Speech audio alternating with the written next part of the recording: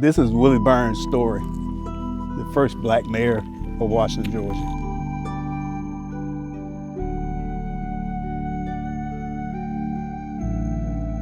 This is where I got my humble beginnings. We were 1.6 miles from the main highway. It's a long way, but if you look beyond the deer stand, where you see the little green shrubbery, we had a 5-room house, 3-bedroom, no living room, a kitchen, dining room, and no running water, just well. Outside bathroom. This is where I started. We used to walk to Sunday school from here. Walk from the road to here to even get to Sunday school. My mother used to walk us every Sunday when the weather was good, 1.6 miles. Then we'll go from there to the church. It was never, as I think back those years, it never was a hard time. We had food to eat. Our mother was a great mom to us. Our dad was in the military, but she never, she made sure we knew who our dad was. I put it that way. And remember now, this is in 1954 when I was born, and probably the house was made up of my grandparents, my grandfather Hubert Danner and his wife Annie Danner, and my grandmother was Annie Walton. And then there was my dad, my mom, and my older brother, who we're a year apart, Roy Burns Jr. And that's where we were born. And think about it now, my mom didn't have a doctor deliver us. She was delivered by a midwife, which was my great grandmother. My great grandmother, Cora Smith, and my great grandfather, Walter Smith, stayed down the road from us beyond here. And as you look across the field, my grandfather used to plant corn all down through here, watermelons, whatever thing we needed, he grew it. He even the flour and the meal that we cook with, he would take it somewhere and get it milled up and bring it back, and that's how we lived. We went barefooted in the summer and wore our shoes to school, and we took them off when we got back. It was just we were poor and didn't know it, but we ate. But my grandparents and my parents took good care of us. And what was interesting about my grandfather, he would really never let me and Roy plow a mule or do any of those things that we normally do. He was, I say, looking after us. He made sure that my mom made sure we got our books, that we stayed on top of things. We basically had a good life. We were sheltered to a certain extent. You know, back then,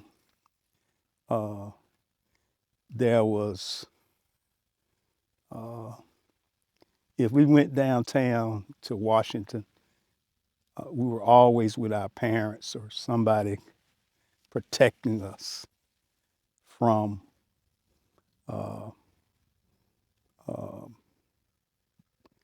the protecting us from I'll just call it like it is, protecting us from the racism issues. And I think that's why my mom took us to church every Sunday. My mom was a Sunday school teacher, and she taught the Sunday school. She taught us the lessons. We grew up with that moral fiber of treating people right, knowing it, mainly really knowing the difference from right and wrong, I guess. And as you can see, being 1.6 miles from the main road, they you pretty much just think about it. You didn't have a phone. The only time you saw somebody is on Sunday. My mom's sister and her were real close. Annie Rucker and Albert Rucker, they would bring the kids down here as I'm growing up, as my memory served me correctly. They would be here every Sunday. And uh, I, I had I keep saying I had a good life, which I did. I had good parents. My mom was very stern because growing up, my dad was in the military. So we saw him, uh, you know, she made sure that we knew who dad was. But my grandfather and my grandmother and my great grandparents played a viable role in how we grew up, how we treated people, because this is all we had was right here. This is it. You can tell our nearest neighbor that, growing up, we grew up with my mom and my grandparents. And we had an uncle that stayed with us. Uh, and it's we had an amazing life. And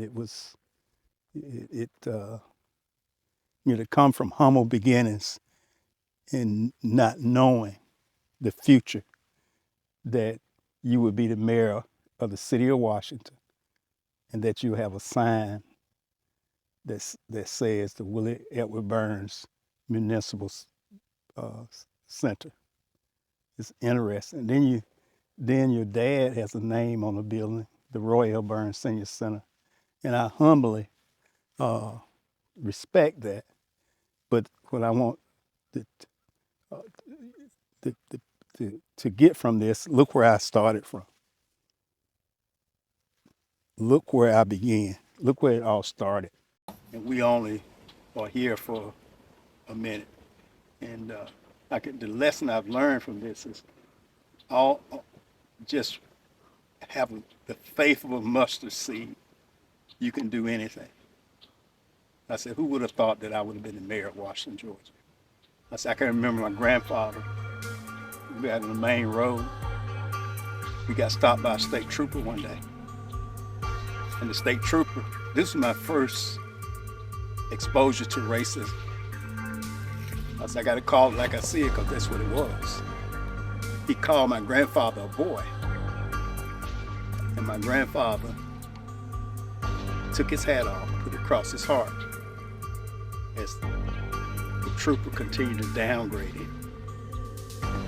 And so when my grandfather got back in the truck, being a young person and inquisitive, I asked the question, Grandfather, you're older than him. Why did he call you a boy? And my grandfather said, grandson, one day you'll understand it better by and by. And as I stand here today, and what's occurring all across this nation, maybe one day we'll understand it better by and by. But my grandfather was protecting myself and Roy, because we were young black children. What if my grandfather had got upset or bent out of shape? It would have been tragic for us, his grandchildren, to see Granddaddy. I don't want to even think that because it didn't happen. But ain't God good?